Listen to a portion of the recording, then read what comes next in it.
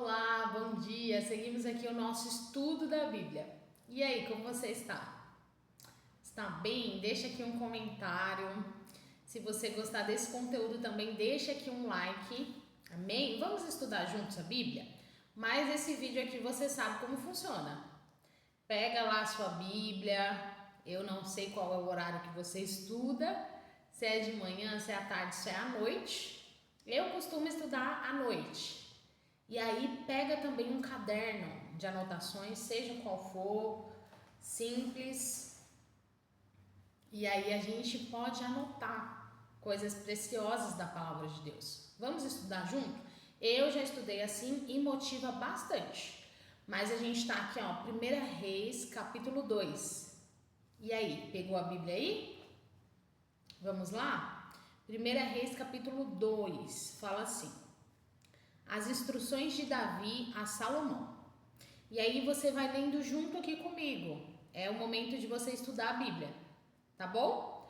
Quando se aproximava o dia da sua morte, Davi deu instruções ao seu filho Salomão: estou para seguir o caminho de toda a terra. Por isso, seja forte e seja homem. Obedeça o que o Senhor, o seu Deus, exige. Ande nos seus caminhos e obedeça aos seus decretos, aos seus mandamentos, às suas ordenanças e aos seus testemunhos, conforme se acham escritos na lei de Moisés. Assim você prosperará em tudo o que fizer e por onde quer que for, e o Senhor manterá a promessa que fez. Se os seus descendentes cuidarem de sua conduta e se me seguirem fielmente de todo o coração e de toda a alma, você jamais ficará sem descendente no trono de Israel. Olha só, faço uma pausa aqui para comentar. Você viu a promessa de Deus? Ele falou: se os seus descendentes seguirem uma conduta diante de mim. Qual era a vontade de Deus? Que eles seguissem os mandamentos. Então, o Senhor manteria um descendente de Davi no trono de Israel.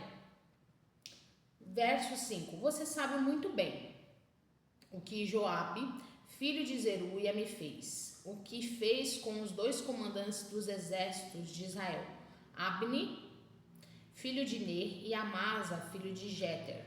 Ele os matou derramando sangue em tempos de paz. Agiu como se estivesse em guerra. E como aquele sangue manchou o seu cinto e as suas sandálias. Proceda com sabedoria que você tem, e não deixe envelhecer e descer em paz à sepultura.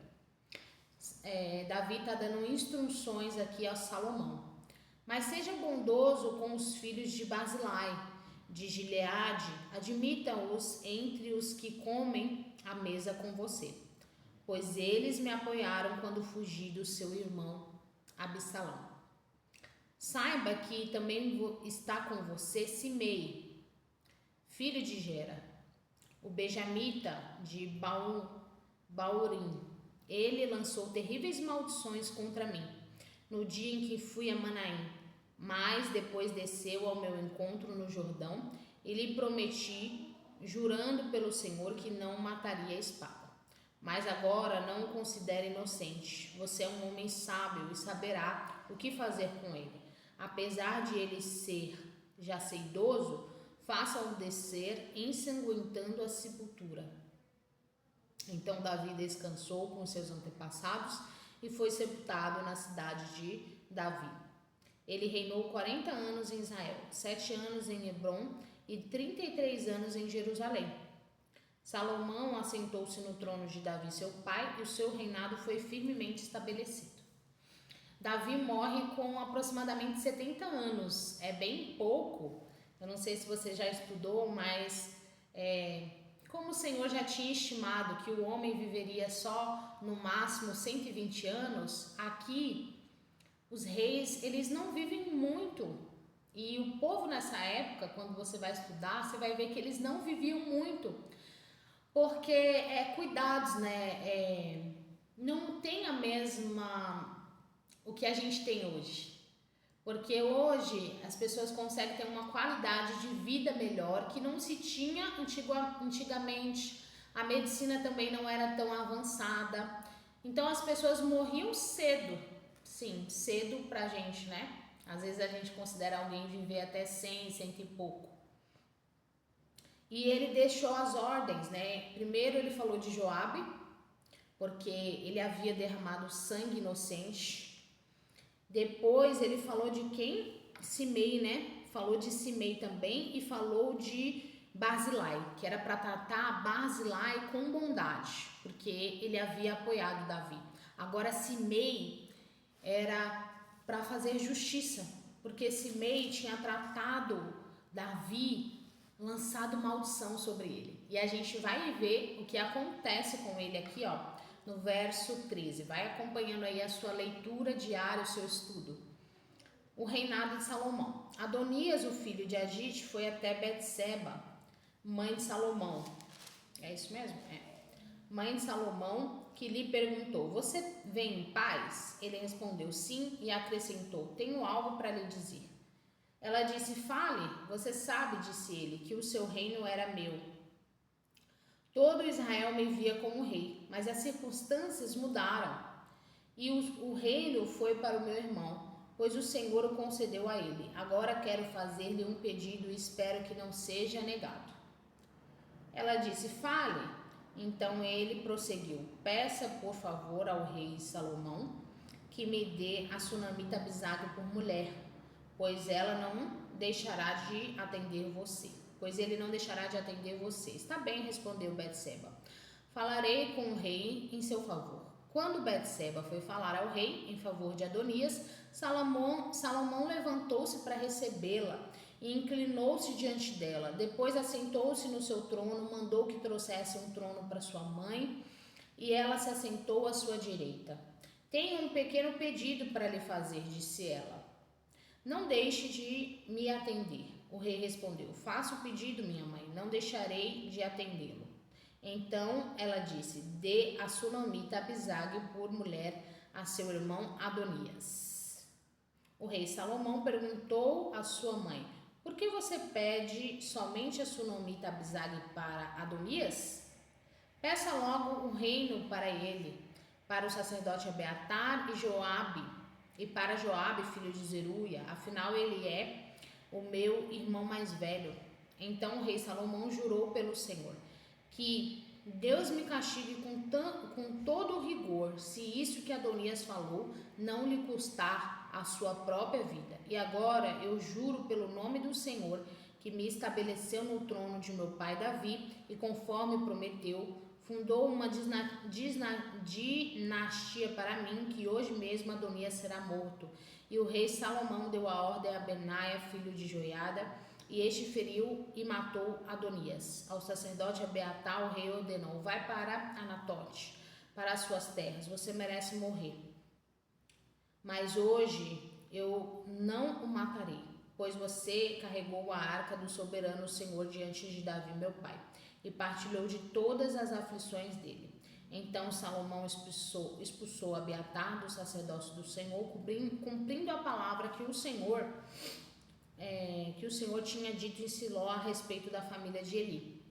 Lembra que Deus fala que Eli, a família dele não ia mais ficar como sacerdotes diante do Senhor, e Abiatar fazia parte da família de Eli. E aqui a profecia se cumpre. Glória a Deus. Você viu que Adonias, ele já tinha sido livre da morte.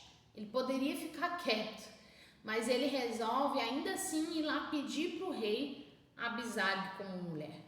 E Salomão tomou aquilo como uma afronta. Por que que está pedindo ela? Quer mais o quê? E ele não aceitou, né? Porque ela tinha sido concubina de Davi, apesar de eles terem tido ali relações. Quando a notícia chegou a Joabe, que havia conspirado com Adonias, ainda que não com Absalão, ele fugiu para a tenda do Senhor e agarrou-se às pontas do altar. Foi dito ao rei Salomão que Joabe havia se refugiado na tenda do Senhor. e estava ao lado do altar. Então Salomão ordenou a Benaia, filho de Joiada, vá matá-lo. Mesmo assim matou, né? Porque Davi tinha dado instruções acerca dele. Então Benaia entrou na tenda do Senhor e disse a Joabe, o rei lhe ordena que saia. Não, respondeu ele, vou morrer aqui. Benaia relatou ao rei a resposta de Joabe. Então o rei ordenou a Benaia, faça o que ele diz, mate-o e sepulte-o, e assim você tirará de mim, da minha família, a culpa do sangue inocente que Joabe derramou, porque ele havia derramado sangue. E tudo que a gente planta, a gente colhe. O Senhor fará recair sobre a cabeça dele o sangue que derramou. Ele atacou 2 homens mais justos e melhores do que ele, sem o conhecimento de meu pai Davi, e os matou à espada. Os 2 homens eram Abner, filho de Ner, comandante do exército de Israel, e Amasa, filho de Jéter, comandante do exército de Judá. Que o sangue deles recaia sobre a cabeça de Joabe e sobre a dos seus descendentes para sempre. Olha que forte, né? Tudo que a gente faz não atinge só nós, atinge a nossa descendência, seja de bom e seja de mal. Aqui no Antigo Testamento você vai ver diversas vezes como pessoas, reis, arruinaram com a sua descendência. Teve aqui Jeroboão, a gente vai ver mais pra frente, que não sobrou nada. Outros reis também, que não sobrou nem um farelo da descendência. Eli, por exemplo, todos os outros que eram da família dele, que também eram sacerdotes, foram tirados. Não foi só ele. O que ele fez, o caso de Eli, foi a falta de posicionamento de corrigir os filhos. Então, no Primeira Reis, a gente falou sobre isso, e olha só como o Senhor nos relembra isso novamente. A falta de posicionamento de Eli, de corrigir, ou seja, ele preferiu passar a mão na cabeça dos filhos do que ali confrontar os filhos honrando a Deus. Porque quando ele deixava de corrigir os filhos, ele estava desonrando o Senhor. Porque os filhos profanavam ali o templo de Deus, eles se deitavam com mulheres, Ófine e Finéias, se eu não me engano são esses, se eu estiver errado me corrija aqui, eles se deitavam com mulheres na porta do templo. E ele não os corrigiu. Passava a mão na cabeça, tá tudo bem, não tá tudo bem. Corrija a tempo, confronte com a verdade, porque o Senhor é o Espírito da verdade e Ele não aceita mentira. Ele não aceita que se passe mão na cabeça de quem está fazendo o que é mal aos seus olhos. Aí então aqui que o sangue deles recaia sobre a cabeça de Joabe e sobre a cabeça dos seus descendentes para sempre. Mas que a paz do Senhor esteja para sempre sobre Davi, sobre os seus descendentes, sobre a sua dinastia e sobre o seu trono. Então Benaia, filho de Joiada, atacou Joabe e o matou. Ele foi sepultado em sua casa no campo. No lugar dele, o rei nomeou Benaia, filho de Joiada, para o comandante do exército, e o sacerdote Zadok no lugar de Abiatar. Depois o rei mandou chamar Simei. Ele ordenou: construa para você, Simei, aquele que tinha amaldiçoado Davi, construa para você uma casa em Jerusalém. Você morará nela e não poderá ir para nenhum outro lugar. Esteja certo, Salomão falou para ele, de que no dia que sair e atravessar o vale de Cédron, você será morto, e você será responsável por sua própria morte. Simei respondeu ao rei: a ordem do rei é boa, o teu servo te obedecerá. E Simei permaneceu em Jerusalém por muito tempo.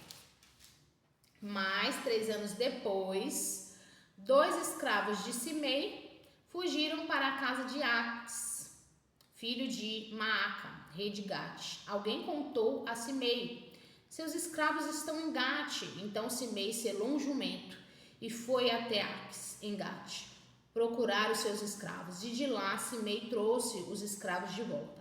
Quando Salomão soube que Simei tinha ido a Gate e voltado a Jerusalém, mandou chamá-lo. e lhe perguntou: eu não fiz você jurar pelo nome do Senhor e não o adverti no dia que você for para qualquer outro lugar, esteja certo de que você morrerá. E você me respondeu: esta ordem é boa, obedecerei. Por que não manteve o juramento ao Senhor e não obedeceu a ordem que lhe dei? E acrescentou: no seu coração você sabe quanto você prejudicou o meu pai Davi.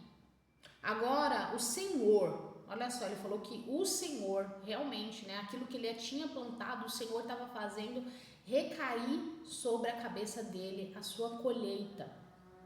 O Senhor faz recair sua maldade sobre a sua cabeça, mas o rei Salomão será abençoado, o trono de Davi será estabelecido perante o Senhor para sempre. Então o rei deu ordem a Benaia, filho de Joiada, e este atacou Simei e o matou. Assim o reino ficou bem estabelecido nas mãos de Salomão.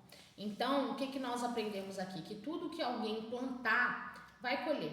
A pessoa ali por um tempo acha que a conta não vai chegar, que tá tudo de boa, mas a conta sempre chega.